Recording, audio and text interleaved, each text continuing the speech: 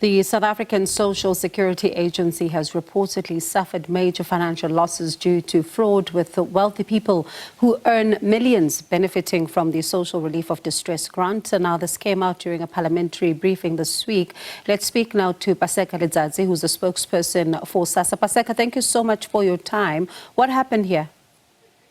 Good evening, Bongi, and thanks for having us. Basically, what happened here in the last iterations of the 350, there are people who managed to beat the system in a sense that when we checked or when they were picked up by the Auditor General, these are the people who are directors of certain companies, but then who took a chance to defraud the state. Did it have to take the AG to tell you that? Not necessarily, Bongi. You remember when this 350 was announced, we had to put systems together. Yes, in the second iteration, we can safely say that our system are such that they are able to pick up all these things. We're doing this particular process of administering the 350 for the first time. There were problems associated with it, and I can mention amongst others like the system at some point would clog. In some instances, people did not understand that they are not supposed to load images. When we need the ID number, they would want to load images. But as we came again on the second round, we found that we were able to do things more easily and quickly. But the good thing, or to our advantage, is that these individuals have been identified. We have basically opened the case against these individuals with the South African Police Service. And do we know the progress of that case? Are they behind bars? Are they anywhere near appearing before a court of law? Because this is a crime. This is theft. It is theft, Bongiwe. Our fraud management unit would have the constant meetings with the South African Police Services in terms of the processes. But obviously, some of these processes, Bongiwe, I must make mention of the fact that they take time.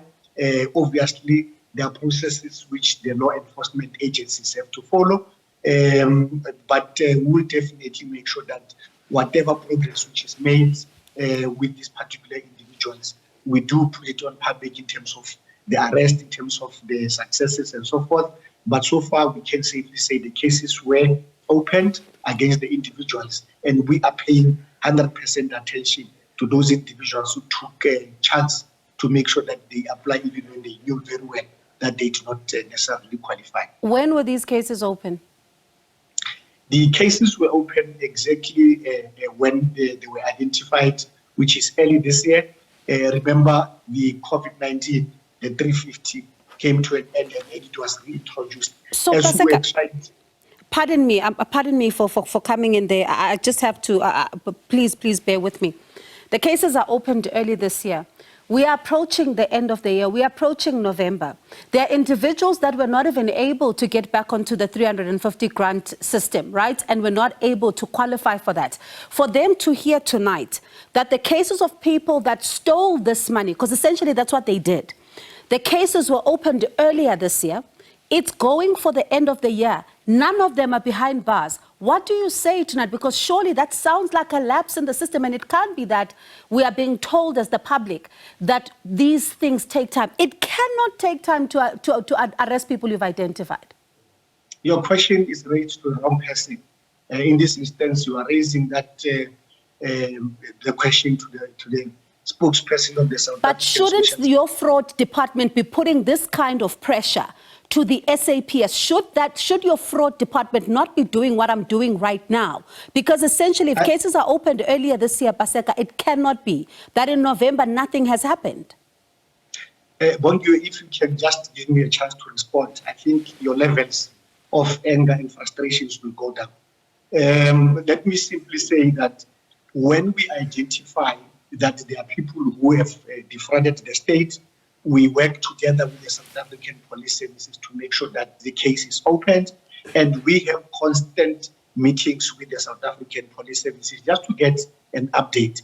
And unfortunately, Bongi, we do not necessarily supervise the South African Police Services or the law enforcement agencies generally in terms of how they do things. but we've got confidence that those individuals who defrauded the state will definitely face the full might of the law.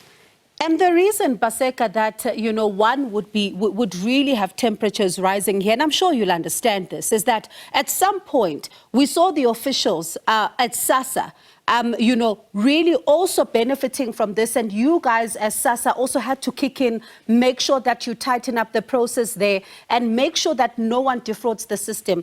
There's also issues around the old age grants as well that you are facing.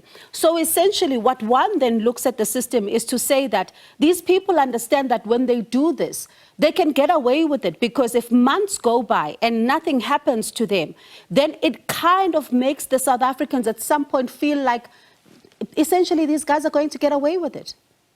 Let me clarify that once more, Bongiwe, so that we are on the same path. Yes. Out of all the processes of administering the 350, none, and I want to repeat myself, none of South African Social Security Agency staff members were found to have benefited illegally.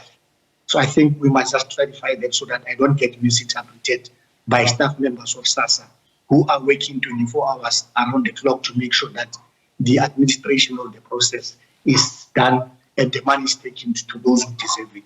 But secondly, Bongiwe, I think we need to be patient in terms of the law. I think those who in that particular space, they know and understand the processes better than I do. And I think it will be extremely unfair for me to try, or for you to try and talk about the processes of the law in terms of how they're taken to the custody, or in terms of them getting bail and so on. But I think it will be extremely unfair on me.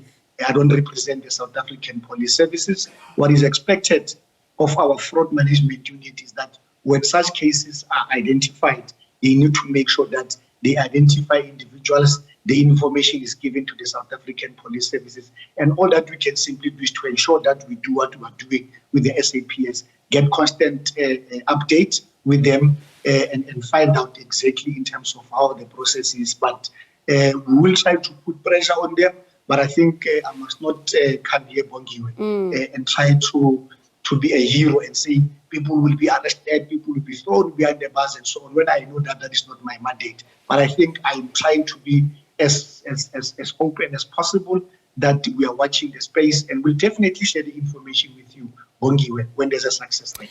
And we appreciate that. We appreciate you being open and always being available to take the hard conversations, Paseka. But, when one thinks of what also came out in terms of reporting, for example, you see, that around 3,000 government employees found to be, defrauding victims of the special COVID-19 grant. You and I tonight are talking about something else that is difficult, to even swallow. That someone who is a director of a company getting money is going to steal from people that need this kind of money. I'm certain you can understand the anger of some of those who are watching tonight to say that they feel like this is a betrayal for them. No, I understand that quite well. And let me tell you just in 10 seconds that when COVID hit and level 5 was introduced, we must not paint everybody with the same brush. There are companies which were closed, and one person could have been a director in the company, but the company was closed, liquidated, and they suffered and they applied. And those who might have observed that this person is a director of a company and they benefited from 350, then they can basically take a chance. But I'm just saying we must not paint everybody with the same brush. But I think I agree, and I would not even be disappointed or be angry if someone's temperature goes up when there's fraud. Fraud is fraud, and we need to make sure that we treat it as such. And those who have committed crime should be arrested and be thrown behind the bus. But I can assure you, Bongiwe, I think one of the commitments I'm making tonight, one, is the fact that when there's progress in terms of the success rate with regard to people being thrown behind bus, we will definitely make sure that we come back here and give you the statistics to say, out of these people who were identified, this amount of and this number of them have been arrested and the case was successful. But Bongiwe, without trying to cross the red line and talk about issues of law enforcement, I think some of these processes are complicated and they take time for people to be convicted. I mean, me and you know very well that someone gets arrested in 2020 and they only get convicted in 2022. And they are entitled to get bail, and nobody can fight that. There are process issues they have to go through. So, but I think we need to make sure that we observe and watch the processes very carefully. All right, Paseka, yes, we'll appreciate any update on this particular matter. And as you say, that also, fraud detection systems are also being developed and strengthened there in that regard. I think it will go a long way to ensuring that we do not have this again. But thank you so much for your time, and we'll await then to get those updates from you. That was Paseka Letsatsi, SASSA spokesperson.